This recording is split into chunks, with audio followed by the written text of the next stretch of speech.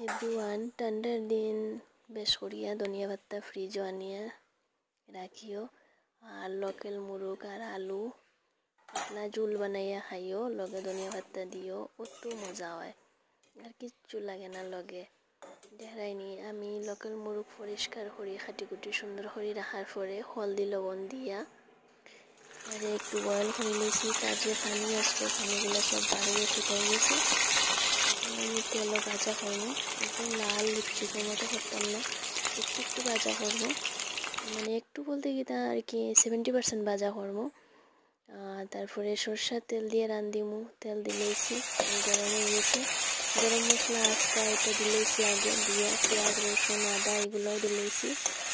এখন আমি আলু একটু সময় দিয়া ভাজা করিয়া তারপরে ভাজা মুরগির মাংস দিয়া মশলা টশলা দিয়া ভালো করে নাড়াচাড়া করিয়া একটু সময় তারপরে পানি দিলেইছি।